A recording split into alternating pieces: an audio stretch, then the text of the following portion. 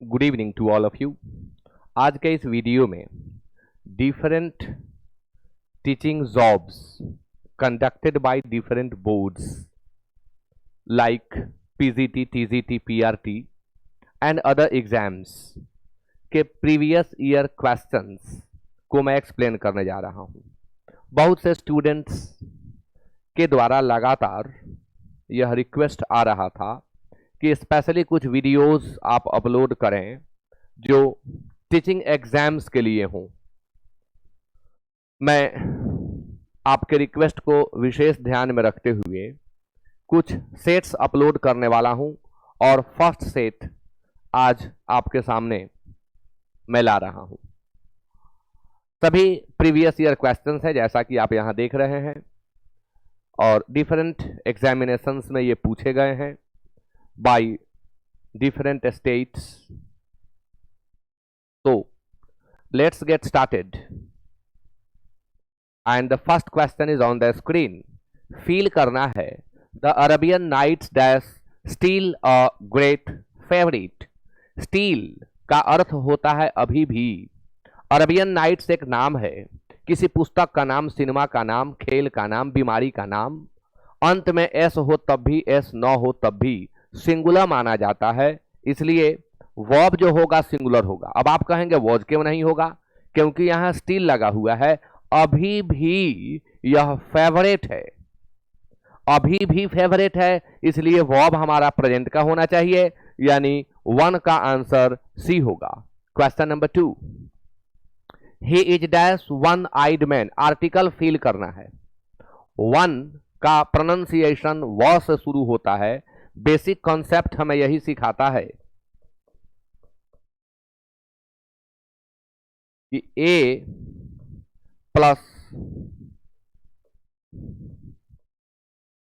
Consonant sound and an plus vowel sound, यानी अगर countable noun के उच्चारण के प्रारंभ में क से ज्ञ तक हो तो आप ए फील करें, अ से अह तक हो तो एन। सिंगुलर काउंटेबल नाउन के पहले हम ए एन का प्रयोग करते हैं। प्रोनाउंसिएशन के आधार पर चयन होता है, लेटर के आधार पर नहीं, इसलिए आंसर ए होगा। यहां जरूरत ए की है, यानी 2 का आंसर ए होगा। Question number 3, Akbar had a dash reign than Babar. आपको प्रॉपर और करेक्ट कॉम्परेटिव डिग्री यहां फील करना है। रेन शब्द को समझना होगा, तब आप प्रॉपर आंसर दे पाएंगे। रेन मीन्स होता है शासन काल। शासन काल यानी काल, टाइमिंग, टेन्योर भी इसे कहते हैं। तो इसको व्यक्त करने के लिए इनमें से किसका प्रयोग करें? बिगर, बड़ा, लार्जर, विशाल, हायर, ऊंचा, से अधिक ऊंचा, और लॉन्गर, से अधिक दिन का।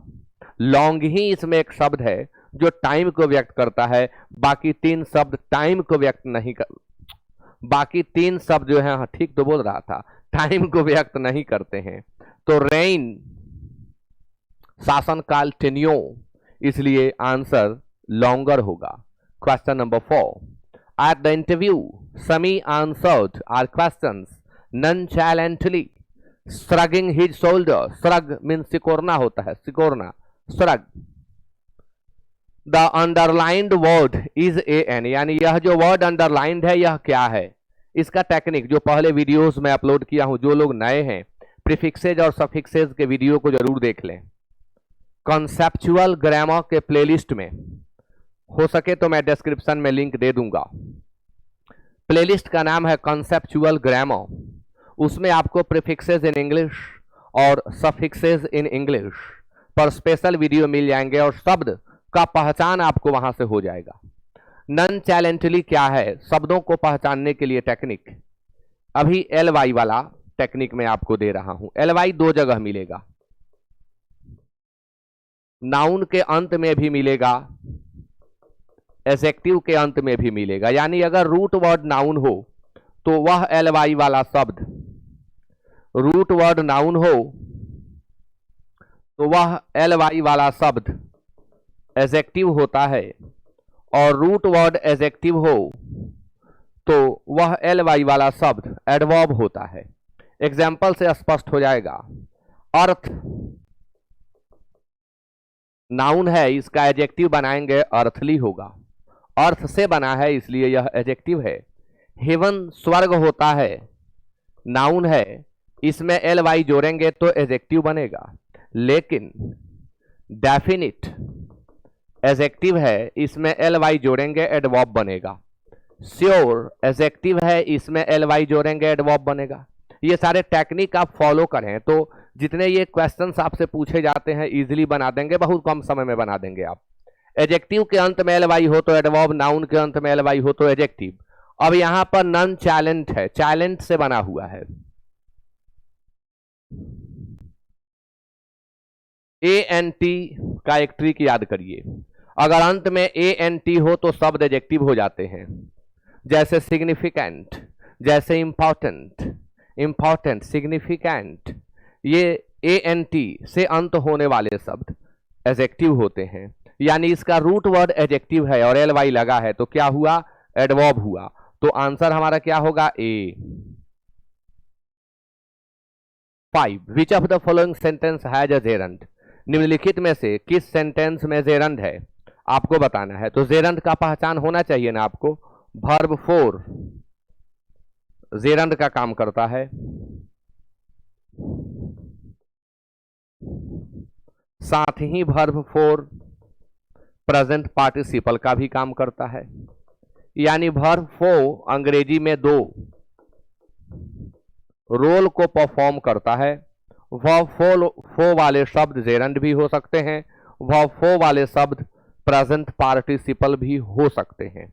कैसे क्लियर करें कौन वर्ब 4 प्रेजेंट पार्टिसिपल होगा और कौन वर्ब 4 जेरंड होगा? बहुत आसान है। अगर वह जेरंड होगा तो काम को नहीं दर्शाएगा,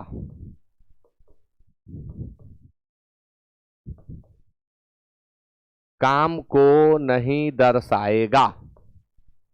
प्रेजेंट पार्टिसिपल होगा, जारी काम को दर्शाएगा।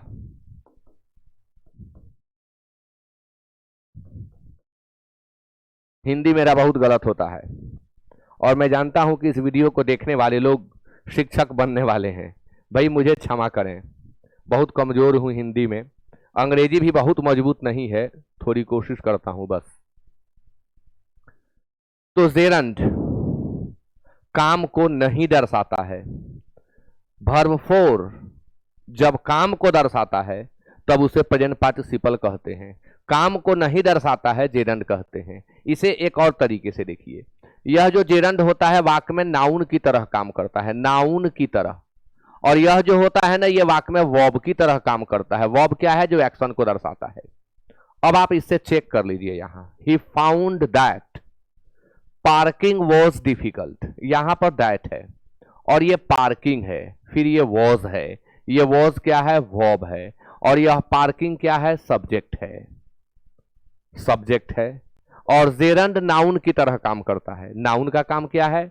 सेंटेंस में सब्जेक्ट होना, ऑब्जेक्ट होना, कॉम्प्लीमेंट होना, अपोजिशन होना, प्रेपोजिशन का ऑब्जेक्ट होना।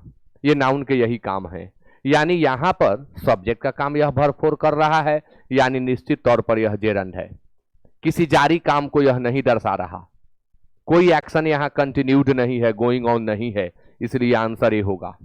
He says he was waiting for a train, वह एक ट्रेन की प्रतीक्षा कर रहा था। तो काम जारी था, काम जारी था, प्रतीक्षा कर रहा था, इसलिए यह है present participle.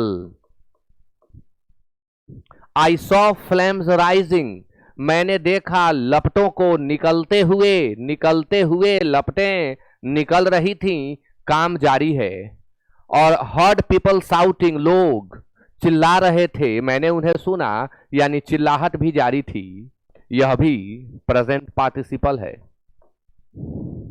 I found him standing at the door, मैंने पाया वह दरवाजे पर खड़ा था, दरवाजे पर खड़ा होना उसका जारी था, यानी यह भी जारी काम को दर्शा रहा है, प्रेजेंट पार्टिसिपल। आप सीख गए होंगे अब, जब जारी काम को दर्शा रहा हो तब उसे आप प्रेजेंट पार्टिसिपल कहिए।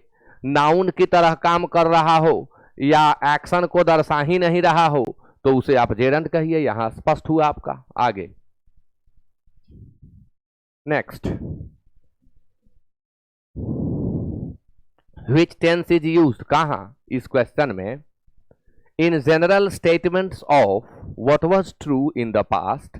जब हम कोई सामान्य स्टेटमेंट देते हैं जिसमें कोई चीज पास्ट में सत्य था, अभी भी सत्य है और संभावित है कि भविष्य में भी सत्य रहेगा, तो ऐसी स्थिति को व्यक्त करने के लिए जो कल भी था, जो आज भी है और कल भी रहने की संभावना है, इसे व्यक्त करने की क्षमता किसी और टेंस में नहीं, सिंपल प्रेजेंट में होती है। सिंपल प्रेजेंट में होती है, इसलिए आंसर सी होगा। मैं अंग्रेजी पढ़ाता हूं, बोल तो रहा हूं सिंपल प्रेजेंट टेंस में, लेकिन यह पास्ट और फ्यूचर दोनों को रिलेट कर ले रहा है। मैं अंग्रेजी पढ़ाता हूं, I teach English. It means पढ़ाता हूं, सिर्फ आज ही पढ़ा रहा हूं क्या? नहीं, मैंने कल पढ़ाया, परसों पढ़ाया, पिछले कुछ दिनों से मैं अंग्रेजी पढ़ा रहा हूं, यानी पास्ट को रिलेट कर रहा है। मैं अंग्रेजी पढ़ाता हूं तो आज भी पढ़ा रहा हूं, कल भी पढ़ाऊंगा। इसलिए सिर्फ सिंपल प्रेजेंट टेंस ही वह टेंस है जो तीनों काल को रिलेट कर लेता है, अन्य कोई नहीं। इसलिए आंसर आपका सी होगा। Question number 7, in the fill in the blank in the following sentence with a correct modal verb. Modal verb अंग्रेजी में 10 होते हैं। Shall, should, will, would, can, could, may, might, must, ought to. अगर आप 3 को जोड़ें उन्हें मार्जिनल्स कहते हैं। Need, dare and used to, उन्हें मार्जिनल मॉडल वर्ब्स कहते हैं। लेकिन कुछ किताबें और कुछ शिक्षक एक साथ बता देते हैं, तो सबको जोड़ लें तो 13 होंगे, 3 को छोड़ें तो 10 होंगे। अब 10 का प्रॉपर यूज होता है। उतना डिटेल तो भाई संभव नहीं है एक वीडियो में, इसके लिए कोर्स है, पेड कोर्स। आप इच्छुक हो तो वहां आएं और कोर्स ऐप को डाउनलोड करें, कोर्स को परचेज करें। नहीं तो जितना मैक्सिमम संभव है मैं इस ऑनलाइन फ्री क्लास में आपको बताऊंगा। Dash the news be true, एक टेक्निक सीखिए। जब भी आपको सेंटेंस के अंत में एक्सक्लेमेटरी मार्क दिखाई पड़े, मॉडल वर्ब के रूप में मे फील करना है। मे, ऑप्शन में मे देख लें। मे the news be true, news सत्य हो। हम कामना कर रहे हैं कि न्यूज जो है ना, जो समाचार है, यह सत्य हो, ऐसी कामना है। तो कामना, जिसे हम इच्छा भी कहते हैं, प्रार्थना, अभिशाप को व्यक्त करने वाले वाक्यों के अंत में एक्सक्लेमेटरी मार्क दिया जाता है और वे वाक्य में से शुरू होते हैं। इसलिए मैंने कहा कि जब एक्सक्लेमेटरी मार्क दिखाई पड़े आप में सेलेक्ट कर लें। 1% वाक्य में वुड के साथ भी एक्सक्लेमेटरी मार्क मिलता है। काश मैं भारत का प्रधानमंत्री बन जाता, would that I were the PM of India. ऐसे वाक्यों में भी एक्सक्लेमेशन मिल सकता है और शुरू में वुड दैट होगा, लेकिन बहुत कम, 1%। 99% के लिए यह ट्रिक याद रखें, एक्सक्लेमेटरी मार्क हो, में फील कर दें। और समझ में नहीं आए कोई डरने की जरूरत नहीं। अगला क्वेश्चन क्या करना है? Correct the following sentence by replacing the underlined word not world with an appropriate choice. ये जो अंडरलाइंड पार्ट है इज, इसको रिप्लेस करिए दिए गए शब्दों से। 10 से यह प्रश्न है, John is ill for 5 weeks, he is still in hospital. मैं पहले भी बोल चुका हूं, ये सारे प्रीवियस ईयर क्वेश्चंस हैं, मैंने नहीं बनाया है, प्रीवियस ईयर क्वेश्चंस हैं और मैं इन्हें एक्सप्लेन कर रहा हूं।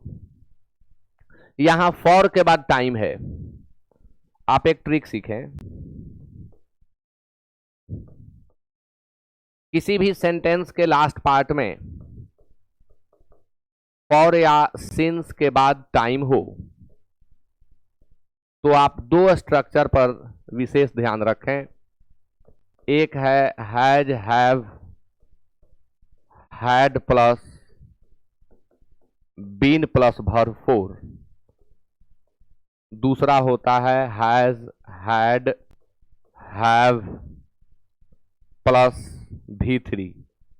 प्रायोरिटी इसको देंगे, यह ऑप्शन में ना हो तो आप इसे सेलेक्ट कर सकते हैं। फॉर के बाद टाइम है, इल एजेक्टिव है, एजेक्टिव के साथ भी यूज होता है।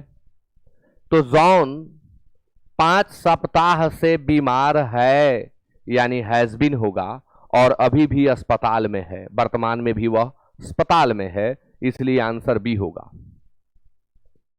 9, name the part of speech of the underlined word. जो वर्ड यहां अंडरलाइंड है इसके पार्ट ऑफ स्पीच को आप बताएं। शब्द है steel, water runs deep. Still water, कैसा वाटर? Still water. कैसा वाटर? Still water.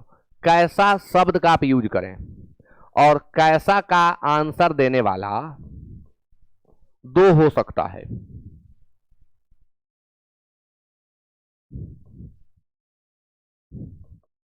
एडजेक्टिव भी हो सकता है, एडवर्ब भी हो सकता है।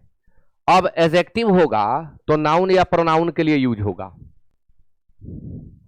अगर वह शब्द एडजेक्टिव होगा तो यूज किया गया होगा नाउन या प्रोनाउन के लिए। अगर नाउन प्रोनाउन छोड़कर अदर्स के लिए यूज किया गया है तो समझ जाइए कि एडवर्ब है। तो still water runs deep, steel means होता है स्थिर, स्टील मीन्स अभी भी। तो जब स्टील का प्रयोग अभी भी के अर्थ में करते हैं, बहुत सारी बातें हैं। स्टील का अगर हिंदी अभी भी निकल रहा हो तो उसे आप एडवर्ब ऑफ टाइम कहेंगे। स्टील का हिंदी होता है स्थिर, स्टील का हिंदी होता है शांत, तब यह एडजेक्टिव का काम करता है। और कोई शब्द एडजेक्टिव है यह प्रूव कैसे होगा? उसके बाद प्रायः एक नाउन रहता है। आप देखें यहां क्या है, वाटर, स्टील वाटर, कैसा पानी? शांत पानी, स्थिर पानी। यानी स्टील है क्या? एडजेक्टिव है। वाटर को मॉडिफाई कर रहा है, वाटर को क्वालिफाई कर रहा है। तो 9 का आंसर भी होगा। 50 क्वेश्चंस इस क्लास में, इस सेशन में बताने वाला हूं। वीडियो को लास्ट तक अवश्य देखें, बहुत सारे ट्रिक्स, बहुत सारी चीजें आप सीख पाएंगे। Point out the part of a speech of the underlined, ये मेरे टाइपिस्ट की गलती है, underlined word in the following sentence. जो अंडरलाइंड वर्ड है इसका पार्ट ऑफ ए स्पीच बताएं। आप जानते हैं कि फ्लावर मतलब फूल, और आप कहेंगे कि नाउन है, लेकिन नहीं। एक टेक्निक सीखिए, नाउन तो वह है लेकिन काम नाउन का नहीं कर रहा है। किसी भी सेंटेंस में दो नाउन एक साथ दिखाई पड़े तो पहले नाउन को आप एडजेक्टिव मान लेंगे, और वह एडजेक्टिव है ही। किसी भी सेंटेंस में, there is no exception to this rule. किसी भी सेंटेंस में दो नाउन एक साथ दिखाई पड़े तो आप पहले नाउन को एडजेक्टिव मान लें। He is watering the flower garden, यानी फूल के बगीचे की वह सिंचाई कर रहा है। अब बगीचा फूल का, इसलिए फ्लावर गार्डन को क्वालिफाई कर रहा है, एडजेक्टिव हो गया और आंसर सी हो जाएगा। जैसे सिल्वर प्लेट, गोल्ड चेन, तो सिल्वर प्लेट में सिल्वर एडजेक्टिव है, गोल्ड चेन में गोल्ड एडजेक्टिव है। जबकि नॉर्मली आप जानते हैं कि सिल्वर गोल्ड ये नाउन है और मटेरियल नाउन है, लेकिन प्रयोग से एडजेक्टिव हो सकते हैं। टेक्निक मैंने सिखा दिया।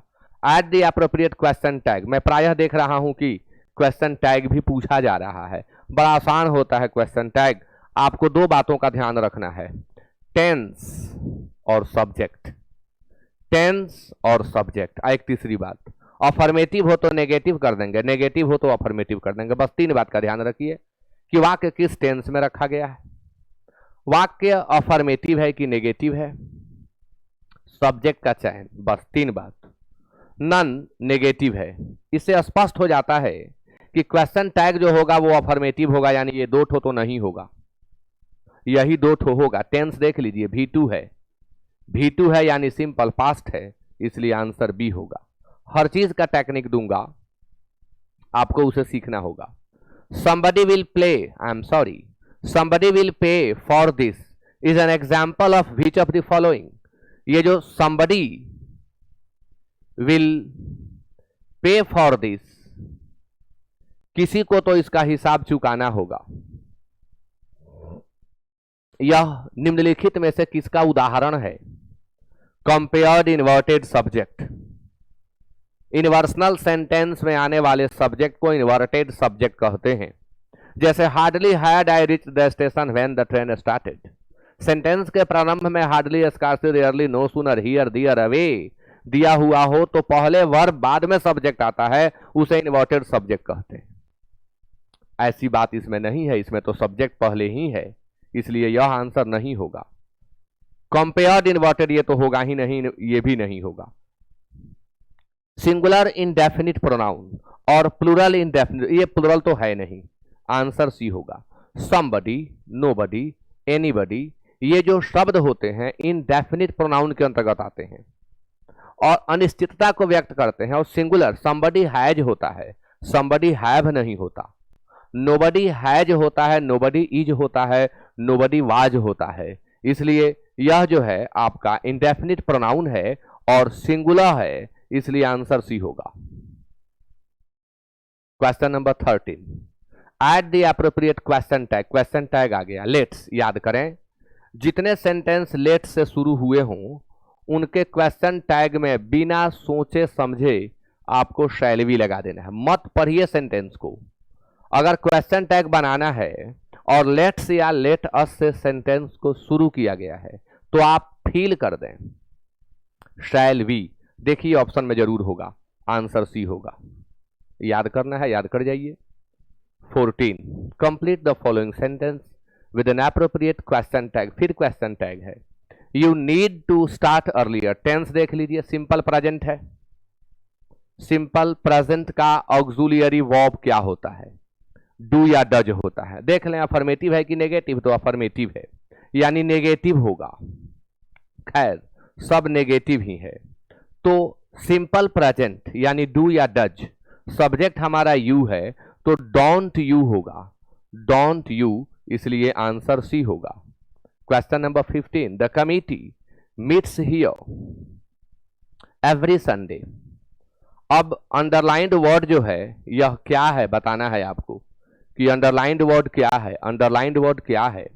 तो committee, parliament, army, scenery, machinery, stationery, furniture, crockery, imagery, people, public, cattle, swine, deer, sheep, vermin, peasantry, poultry, tenantry, elite, electorate, crew, ये सभी कलेक्टिव नाउन होते हैं। नाउन में इन्हें याद कराया जाता है। तो कमिटी नाउन है क्योंकि मोर देन वन पर्सन के समूह को हम कमिटी कहते हैं और जहां समूह आया वहीं पर कलेक्टिव नाउन होता है, इसलिए आंसर होगा कलेक्टिव नाउन। तो 15 का आंसर डी होगा। Question number 16, after she dash her tea she felt refreshed. करना क्या है? फील करना है टेंस। टेंस फील करने में सबसे महत्वपूर्ण रूल होता है कि यदि एक पार्ट पास्ट में हो तो दूसरा पास्ट में ही होगा। अब इसका अपवाद भी है। Universal truth, scientific laws, habitual facts, proverbs, quotations, mathematical conclusion, scientific laws, geographical facts, general truths, news headlines, इन सबको सिंपल प्रेजेंट में ही लिखना है। तो इनको छोड़कर अगर एक पार्ट में पास्ट दिख रहा है ना तो दूसरा पार्ट भी पास्ट में ही होगा। आपको जो फील करना है उसके अलावे वाले पार्ट पर ध्यान दे। पहले felt is the V2 of feel, यानी पास्ट टेंस का ही ऑप्शन होगा। यह हो नहीं सकता, यह हो नहीं सकता। अब यहां देख लीजिए, हैड के बाद V3 चाहिए तो टुक कहां से? टेकन होता तब ना, तो ये होगा। अब आप कहेंगे डबल हैड, जी हां डबल हैड। पहला हैड ऑक्सिलरी वर्ब है और दूसरा हैड प्रिंसिपल वर्ब है। हैव मतलब लेना, हैव मतलब पीना, हैव मतलब रखना। इसका V2 हैड होता है, इसका V3 हैड होता है, इसका V4 हैविंग होता है और इसका V5 हैज होता है। यानी after she had her T C felt refreshed, I am sorry, refreshed. तो हैड पहला हैड ऑक्सिलियरी, दूसरा हैड प्रिंसिपल। टेंस के रूल के अनुसार आफ्टर के बाद वाले पार्ट में हैड प्लस V3 और दूसरे पार्ट में V2 का यूज करते हैं, वही रूल काम कर रहा है। Let's hope it won't still dash when we leave. जब हम प्रस्थान करें तब हम ऐसी उम्मीद करें कि ऐसा उस समय घटित न हो। तो एक तरफ सिंपल प्रेजेंट है, दूसरे तरफ सिंपल फ्यूचर या फ्यूचर कंटिन्यूअस या फ्यूचर परफेक्ट होता है। 99% वाक्यों में सिंपल फ्यूचर होता है। सिंपल फ्यूचर के नहीं होने पर अर्थ के अनुसार फ्यूचर परफेक्ट या फ्यूचर कंटिन्यूअस का प्रयोग भी कर सकते हैं। यह प्रेजेंट में है नहीं होगा, यह पास्ट में है नहीं होगा, यह नहीं होगा। अच्छा, यहां वोंट तो पहले से भी दिया हुआ है, वोंट मीन्स विल नॉट, तो फ्यूचर तो है, तो केवल यही है जो हो सकता है, इसलिए आंसर डी होगा। 18 unless it rains we will have to dash the plants daily. यदि बारिश नहीं होती है तो हम लोगों को प्लांट्स को डेली वाटर करना होगा। टू के बाद वर्ब वन आता है, वाटर मीन्स सिंचाई करना, इसका सिनोनिम इरिगेट होता है, इरिगेट। टू के बाद वर्ब वन, अब ये देखिए वाटर्स वर्ब 5 है, ये V2 V3 है, ये V4 है, तो एकमात्र सी है जो होगा 2 + V1 infinitive. Question number 19 now the streets dash as parking places since the pavements, pavements means होता है पगडंडी, पैदल चलने वाला मार्ग, have been encroached upon by the shopkeepers, जब से दुकानदारों के द्वारा पगडंडियों पर अतिक्रमण किया गया है, तब से गलियां पार्किंग प्लेसेज बन गई हैं।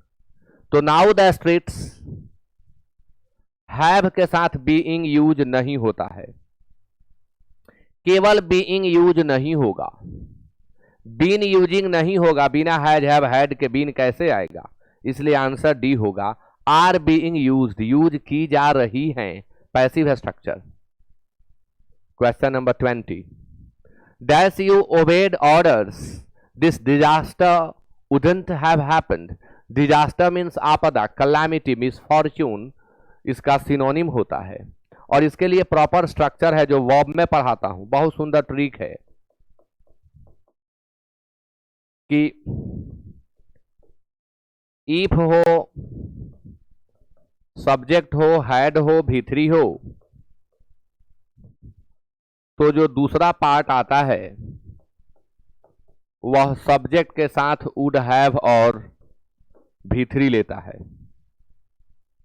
अगर एक पार्ट में वुड हैव V3 है तो दूसरे पार्ट में हैड V3 होगा, अगर पहले हैड V3 है तो बाद में वुड हैव V3 होगा। इसे हम sentences of hypothesis, sentences of supposition, sentences of unfulfilled wish और डिजायर कहते हैं।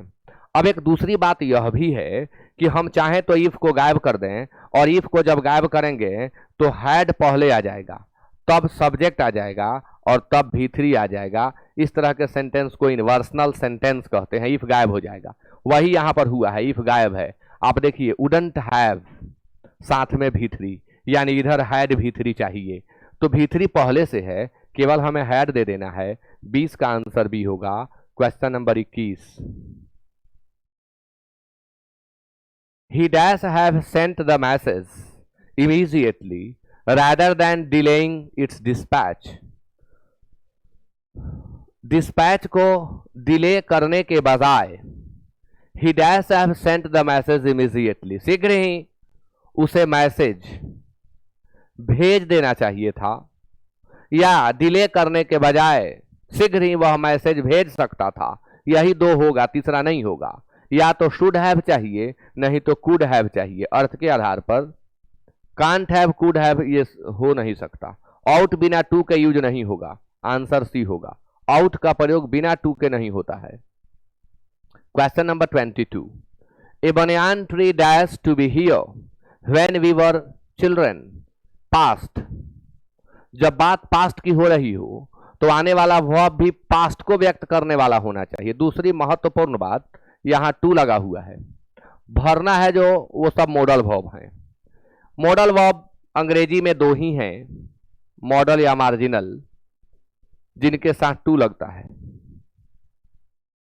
इनके नाम में ही टू है, किसी मॉडल के साथ टू नहीं लगता, इनके नाम में ही टू है। यानी या तो यूज्ड होगा नहीं तो आउट होगा, क्योंकि यहां तो पहले से टू है, ये तो आप सोच भी नहीं सकते। केवल यूज्ड और आउट, जब बाद में टू दिखाई पड़े तब। ये सब याद रखेंगे ना, देखते बनाएंगे आप सेकंड में। आगे, when fire breaks out one does not use the lift but take the emergency stairs down। जब आग लगे तब हमें लिफ्ट का यूज नहीं करके इमरजेंसी सीढ़ियों का प्रयोग करके नीचे आना चाहिए। सजेशन है, और सजेशन को व्यक्त करने के लिए मॉडल वर्ब के रूप में हम शुड का यूज करते हैं।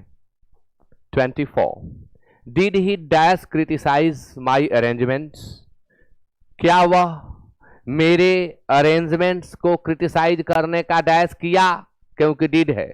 क्या किया भाई, क्रिटिसाइज करने के लिए क्या चाहिए, जरूरत, आउट, डेयर। भाई यहां पर डेयर ही लगेगा ना, डेयर हिम्मत को बताता है। मेरे द्वारा किए गए अरेंजमेंट को क्रिटिसाइज करने का, क्या वह हिम्मत किया, इसलिए डेयर अर्थ के आधार पर है। Choose the option having correct form of tense. Correct form of tense, आप उस सेंटेंस का चयन कर लें जिसमें वर्ब टेंस के अकॉर्डिंग यूज हुआ है। आप देखिए, लास्ट नाइट है, लास्ट नाइट है, लास्ट नाइट है, लास्ट नाइट है। जब भी कहीं टेंस को चेक करना हो ना, तो टाइम पर ध्यान दें। टाइम ही डिसाइड करता है कि वर्ब किस फॉर्म में होगा, यानी टेंस कौन सा होगा। लास्ट प्लस टाइम वाले वाक्यों में हम यूज करते हैं V2 का। लास्ट प्लस टाइम वाले वाक्यों में हम यूज करते हैं V2 का। देख लें V2 किसमें है, ये नहीं है, इसमें है, नहीं है, नहीं है, इसलिए आंसर बी होगा। What is the grammatical status of the underlined word in the following sentence? Following sentence में जो अंडरलाइंड वर्ड है उसका ग्रामेटिकल स्टेटस क्या है। इसमें भी हमको पार्ट ऑफ स्पीच ही बताना होता है कि क्या है part of speech. Grammatical status का यही मतलब हुआ। Everybody joins hands and dances round. आप ध्यान दें, डांसेज एक प्रिंसिपल वर्ब है और किसी प्रिंसिपल वर्ब के बाद आने वाला एडजेक्टिव एडवर्ब कहलाता है। राउंड तो अपने आप में एडजेक्टिव है, लेकिन यह काम यहां एडवर्ब का कर रहा है क्योंकि इस प्रिंसिपल वर्ब की विशेषता बता रहा है, इसलिए हम इसे एडवर्ब कहेंगे। राउंड, स्क्वायर, रेक्टेंगुलर, सर्क्यूलर, ये सभी एडजेक्टिव होते हैं, लेकिन राउंड एडवर्ब का भी काम करता है। वह किसी प्रिंसिपल वर्ब की विशेषता बता रहा होता है तब। जैसे फास्ट शब्द है, हार्ड शब्द है। It's a hard question, it means it's a difficult question, यह यहां एडजेक्टिव हो गया। हम कहें दिस क्वेश्चन सीम्स हार्ड, यह क्वेश्चन कठिन प्रतीत होता है, अब यहां हार्ड एडवर्ब हो गया। द राजधानी is a fast train, fast adjective हो गया। हम कहेंगे द राजधानी रन्स फास्ट, फास्ट एडवर्ब हो गया। नाउन प्रोनाउन की विशेषता बताएगा एडजेक्टिव होगा, वर्ब या अन्य की विशेषता बताएगा एडवर्ब होगा, इसलिए यह राउंड यहां एडवर्ब है। आंसर आपका बी होगा। What is the grammatical status part of speech बताइए अंडरलाइंड वर्ड का। देखिए वही पूछा जा रहा है जी। There was a great round of applause. अब राउंड ऑफ अपलॉज जो है कलेक्टिव फ्रेज है, जबरदस्त प्रशंसा हुई। हम लोग बोलते हैं ना, लाइन लगा दिया भाई, प्रशंसा की झर्री लगा दिया, राउंड ऑफ अपलॉज। अब यहां पर राउंड क्या है, यह राउंड नाउन है। कैसे, तो ग्रेट क्या है, एडजेक्टिव, और एडजेक्टिव किसी वर्ब की विशेषता नहीं बताता। एडजेक्टिव नाउन या प्रोनाउन की विशेषता बताता है, यह एडजेक्टिव है, इसके बाद यह आया है इसलिए यह नाउन है। दूसरी बात कि round of applause, bevy of girls, army of soldiers, group of students, board of directors, panel of interviewers, इन सब में जो पहला वर्ड मैं बोल रहा हूं ये सभी नाउन हैं, इसलिए यह नाउन है, आंसर ए होगा। What is the grammatical status of the first part of speech बताइए।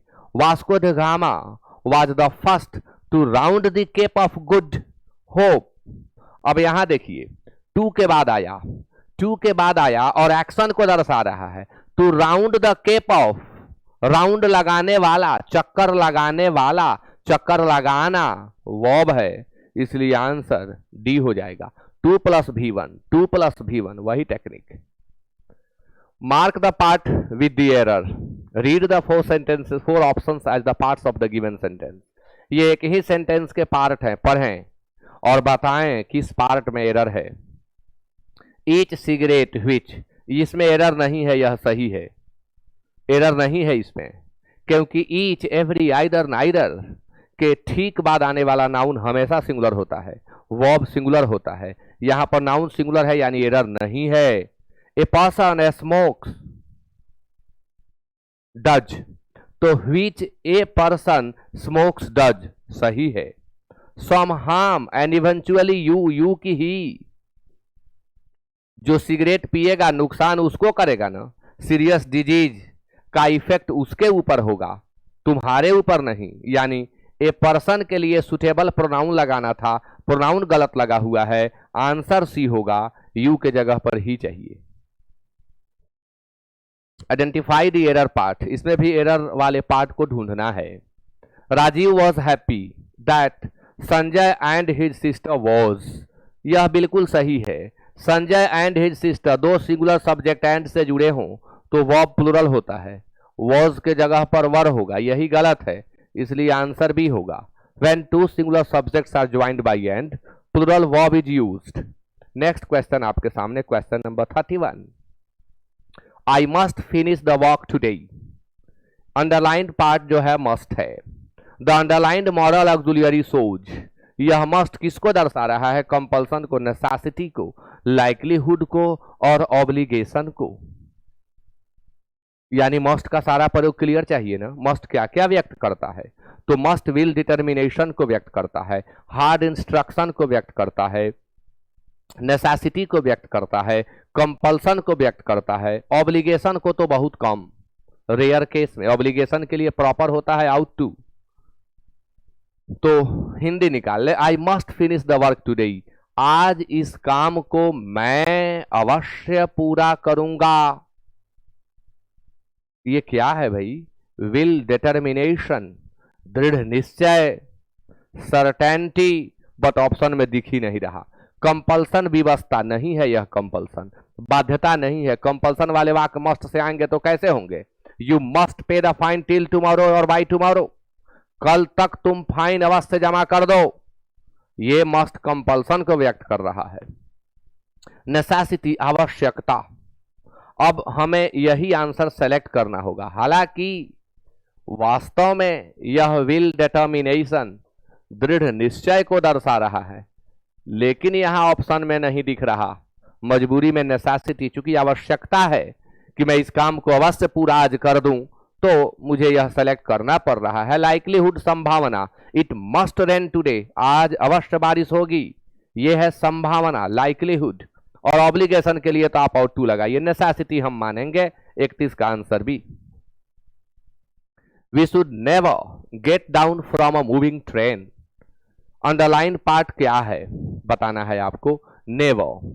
तो never, sometimes, frequently, rarely, soon, ये सभी शब्द एडवर्ब ऑफ फ्रीक्वेंसी होते हैं। एडवर्ब ऑफ फ्रीक्वेंसी अंग्रेजी के वे सभी शब्द जो कितनी बार का आंसर दें, अंग्रेजी के वे सभी शब्द जो कितनी बार का आंसर दें, उन्हें आप एडवर्ब ऑफ फ्रीक्वेंसी कहेंगे। हाउ मेनी टाइम्स और हाउ ऑफन का आंसर देने वाले शब्द एडवर्ब ऑफ फ्रीक्वेंसी होते हैं। We should never get down from a moving train, हमें कभी भी चलती हुई गाड़ी से नहीं उतरना चाहिए, तो यह एडवर्ब ऑफ फ्रीक्वेंसी है। यहां सिर्फ पार्ट स्पष्ट कर देना है, इसलिए एडवर्ब होगा। I would rather read than talk, मैं बात करने से बेहतर पढ़ना पसंद करता हूं। मतलब मैं पढ़ना अधिक पसंद करता हूं बात करने की अपेक्षा। क्या है यह, बताना है आपको। द अंडरलाइंड मॉडल ऑक्सिलरी सोज, यह जो मॉडल ऑक्सिलरी है किसको दर्शा रहा है? दो चीजों के बीच तुलना की गई और एक को ये ज्यादा लाइक करते हैं, यानी दो में से एक का लाइकिंग ज्यादा है, लाइकिंग को बताना है। प्रोबेबिलिटी मीन संभावना, स्ट्रॉन्ग डिजायर तीव्र इच्छा, प्रेफरेंस पसंद, और डिटर्मिनेशन दृढ़ निश्चय। तो यहां पर क्या होगा? प्रेफरेंस। जब भी सेंटेंस में आपको would rather than, would sooner than, had rather than, had sooner than दिखाई पड़े, एकदम प्रेफरेंस मार दीजिए, यही होगा। मैं मर जाऊंगा पर झूठ नहीं बोलूंगा। I would rather die than tell a lie, वह खुद को गोली मार लेगा पर समर्पण नहीं करेगा। He would rather shoot himself than surrender, इसको प्रेफरेंस कहते हैं। आगे, which of the following sentence is grammatically correct, निम्नलिखित में से कौन सेंटेंस ग्रामेटिकली करेक्ट है? अब पूरा ग्रामर क्लियर चाहिए इसके लिए। The state of his affairs were, यह गलत है सेंटेंस। क्यों गलत है? ग्रामर का रूल, जब किसी प्रेपोजिशन से दो पार्ट जुड़े हुए हों और आगे वर्ब दिया गया हो तो प्रेपोजिशन के पहले वाले को सब्जेक्ट मान करके वर्ब का यूज किया जाता है। सिंगुलर है इसलिए यहां वर के जगह वॉज होगा, यह आंसर नहीं होगा। The rise and fall of the tide is due to lunar influence, यह सेंटेंस सही है। The chairman with the directors are के जगह इज होगा, क्योंकि जब प्रेपोजिशन से जुड़ा है तो बाद वाला मत देखिए, केवल पहले वाला देखिए, सिंगुलर है। संस्कृत एज वेल एज, जब दो सब्जेक्ट एज वेल एज से जुड़े हों तो एज वेल एज के पहले देखते हैं, सारे प्रश्न सिंटैक्स से हैं। क्यों सही हो गया 2 नंबर। ये भी एंड से जुड़ा है लेकिन वर्ब सिंगुलर हो गया, क्यों? सिंटैक्स के अंतर्गत रूल आता है कि slow and steady rise and fall, hammer and sickle screaming and shouting, slow and steady bread and butter, horse and carriage, और बहुत सारे, राइज एंड फॉल, एब and flow, law and order, all coming and going, screaming and shouting, और बहुत सारे 17-18 लिखवाता हूं मैं। तो इनके साथ वर्ब सिंगुलर होता है, एंड से जुड़े होते हैं, तब भी उत्थान और पतन एक माना जाता है, इसलिए वर्ब सिंगुलर। आंसर बी होगा 35। Which of the following doesn't mean the same as the underlined word in the given sentence, जो मीनिंग विजिबली का होगा वह निम्नलिखित में से किसका नहीं होगा? तो विजिबली शब्द क्या है? एडवर्ब है, विजिबल से बना है। विजिबल मीन्स होता है दृष्टिगोचर, जो दिखाई पड़े वह विजिबल है। विजिबली यानी ढंग से, दृष्टिगोचर रूप से, जिसे हम देख सकते हैं वह विजिबल है। अपीयरेंटली भी वही है जो विजिबली है, क्योंकि अपीयरेंटली का अर्थ भी होता है स्पष्ट रूप से, तो दिखेगा तब ना स्पष्ट रूप से होगा, यानी यह इसका सिनोनिम हो जाएगा, जबकि क्वेश्चन में एंटोनिम पूछा जा रहा है। नोटिसिएबली, नोटिस भी तब होता है जब वो विजिबल होता है। ऑब्वियसली भी सिनोनिम ही है, सिनोनिम यहां लिखना होगा क्योंकि यह एंटोनिम है, और आंसर यही होगा। प्रश्न पूछा गया है कि डजंट मीन द सेम, इसको कहते हैं एंटोनिम। तो परसीव, परसीव ग्रहण करना, परसीव महसूस करना, भांप लेना, परसीव से बनता है परसेप्टिबल, और उसका एंटोनिम बनाते हैं तो इम्परसेप्टिबल। एडवर्ब के बदले एडवर्ब होगा, इसलिए इम्परसेप्टिबली का यूज किया गया। आंसर सी होगा। Question number 36, which of the following sentences has a transitive verb. अब इसके लिए फिर आपको ट्रिक सीखना होगा, टेक्निक पर ध्यान दीजिए। हिंदी में क्या या किसको लगाएं? प्रिंसिपल वर्ब के पहले।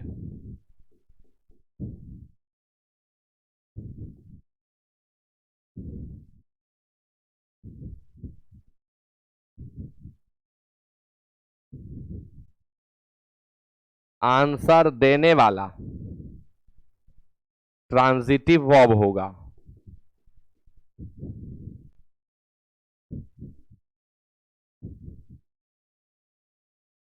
आंसर न दे पाने वाला इंट्रांजिटिव वर्ब होगा। कभी टेक्निक फेल नहीं करेगा। आप व्हाट और हुम इंग्लिश में, हिंदी में क्या और किसको लगाकर प्रश्न पूछें, वर्ब से ही पूछ लें। यदि वह जवाब दे सके तो ट्रांजिटिव वर्ब है, जवाब नहीं दे सके तो इंट्रांजिटिव वर्ब है। द डॉग वेंट मैड, कुत्ता पागल हो गया। कुत्ता पागल हो गया, पागल होना यहां वर्ब है। कहां इसके पास जवाब है? वेंट मैड में वेंट वर्ब है गो, वेंट गो से बना, गो का अर्थ होगा जाना। पूछिए क्या जाना, किसको जाना, आंसर नहीं देगा, इसलिए इसमें ट्रांजिटिव वर्ब नहीं है। ऑल एनिमल्स डाई, सभी जानवर मरते हैं। डाई मीन्स मरना, क्या मरना, किसको मरना, नहीं दे रहा है answer. The man killed a snake, आदमी ने एक सांप को मार दिया। किसको मार दिया? सांप को मार दिया।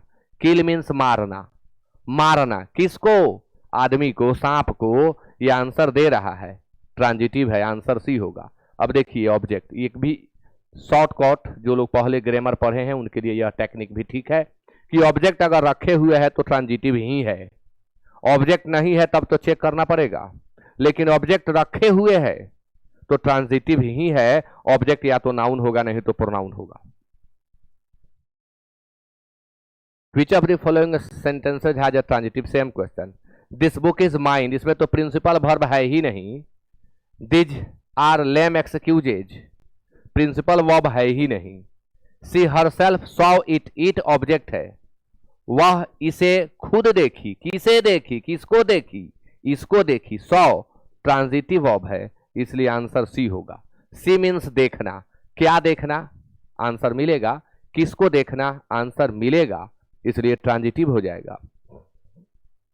Which of the following sentences the word water has been used as an adjective? अच्छा, इन निम्नलिखित में से किस सेंटेंस में वाटर का प्रयोग एडजेक्टिव के रूप में यूज हुआ है? टेक्निक पहले वाला याद है ना, दो नाउन एक साथ आएंगे तो पहला नाउन एडजेक्टिव बन जाएगा, ऐसे कभी बन ही नहीं सकता।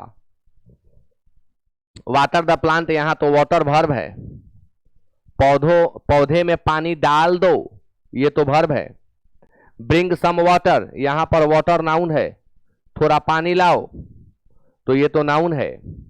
हमें बताना है एडजेक्टिव के रूप में। Fish is a water animal, देखिए ये नाउन है, वाटर भी नाउन है, लेकिन नाउन के पहले आया तो एडजेक्टिव बन जाएगा। जलीय जीव वाटर एनिमल, जलीय जीव water animal. Identify the correct tense in the following sentence, correct tense को आप आइडेंटिफाई करें। When I reach home my children will be playing, जब मैं घर पहुंचूंगा मेरे बच्चे खेल रहे होंगे। अब आप कहेंगे यहां रीच है, आप पहुंचूंगा कह रहे हैं, क्यों नहीं? ग्रामर का रूल है कि जब दो part WH words unless until if in case before after से जुड़े हों, तो जिस पार्ट में ये कंजंक्शन लगे हों वह सिंपल प्रेजेंट में होते हुए फ्यूचर में माना जाता है, इसलिए यह स्ट्रक्चर फ्यूचर टेंस का है। अब उसमें ही बताना है फ्यूचर में कौन भाई, तो चूंकि ये पार्ट मेन है, बच्चे खेल रहे होंगे, तो हम देंगे फ्यूचर कंटिन्यूअस। बताना है पैसिव वॉइस का टेंस फॉर्म।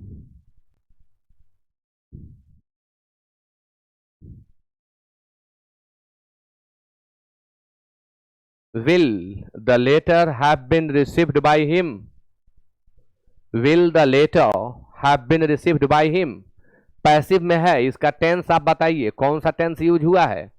तो will है, have है और V3 है। will have V3, shall have V3 future perfect का स्ट्रक्चर होता है, इसलिए आंसर सी होगा। इसके लिए पूरे टेंस का स्ट्रक्चर आपको याद करना होगा। Which of the following models do not express possibility? निम्नलिखित में से कौन सा मॉडल संभावना को व्यक्त नहीं करता है। बड़ा कठिन प्रश्न है। कुड संभावना को व्यक्त करता है, मस्ट करता है, माइट करता है, मे करता है। अब लीजिए ना, सब करता है। अब क्या करें? कुड से संभावना का बोध होता है, माइट से बोध होता है, मे से होता है, मस्ट से भी होता है, लेकिन मजबूरी में आंसर मस्ट ही देना होगा, क्योंकि मस्ट से जिस संभावना का बोध होता है उसे वो निश्चितता में बदल देता है। इट मस्ट रेन टुडे, आज बारिश अवश्य होगी, यानी निश्चितता में बदल दिया। तो हम इसे सेलेक्ट कर सकते हैं मस्ट को, लेकिन लेखक को ऐसा नहीं देना चाहिए, प्रश्न सेट करने वाले को ऐसा नहीं देना चाहिए। जिस व्यक्ति को ग्रामर का डीप नॉलेज है वो जानता है कि मस्ट से बोध होता है पॉसिबिलिटी का, इस पॉसिबिलिटी का नेचर अलग होता है, लेकिन बोध तो कराता है। ऐसा प्रश्न नहीं देना चाहिए। Fill in the blank, fill करें। The modal dash is used to express obligation. Ought to चाहिए, आउट टू चाहिए। ऑब्लिगेशन मीन्स होता है वैधानिक कर्तव्य।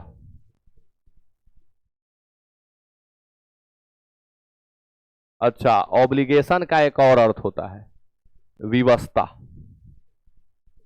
बाध्यता, मजबूरी। तो वैधानिक कर्तव्य के लिए फिक्स्ड है कि आउट टू ही होगा। आउट टू नैतिक वैधानिक कर्तव्य के लिए, वो यहां दिख नहीं रहा है, तो विवशता को कौन व्यक्त करेगा? मस्ट। इसलिए 42 का आंसर भी होगा। Select the most appropriate option. My grandmother is 85 but she dash still read and write without glasses. Ability को व्यक्त करने के लिए स्पष्ट किया गया है कि एबिलिटी को व्यक्त करने के लिए वर्ब का आप चयन करें। एबिलिटी को व्यक्त करने के लिए प्रेजेंट में कैन और पास्ट में कुड का, कुड हैव का प्रयोग करते हैं, फ्यूचर में कैन हैव का। तो यहां पर कैन होगा क्योंकि बात अभी की हो रही है, अभी भी वो पढ़ सकती है, लिख सकती है बिना चश्मा लगाए। तो क्षमता की बात हो रही है, क्षमता को व्यक्त करने के लिए हम कैन का यूज करते हैं। You dash wear helmet while riding a motor bike. Motor bike को चलाने के दौरान आपको हेलमेट का यूज करना चाहिए, सजेशन है, इसलिए आंसर ए होगा।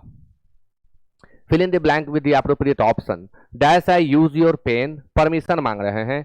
परमिशन किसी से मांगने के लिए सबसे बढ़िया वर्ब में होता है, में।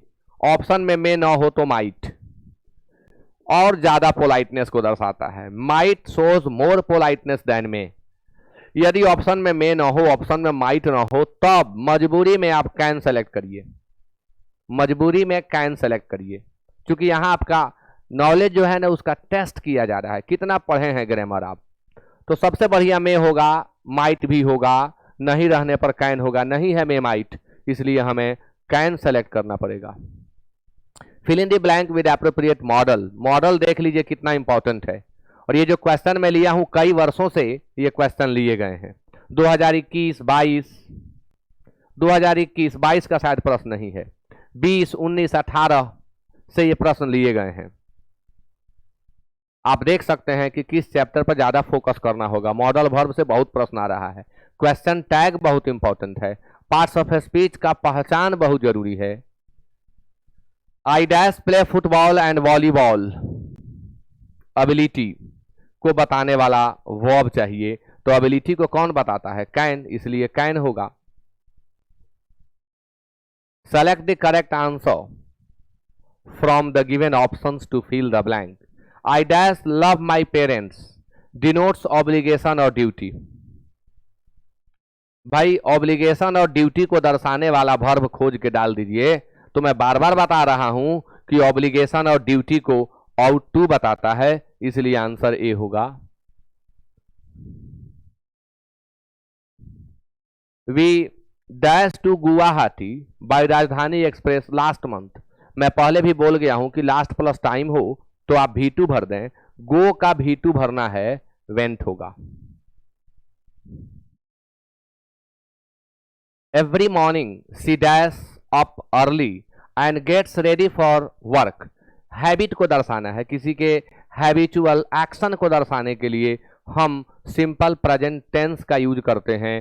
तो वह सुबह जग जाती है, हर सुबह वह जग जाती है, जल्दी जग जाती है और काम पर निकल जाती है। आदत। Alex dash the book thoroughly.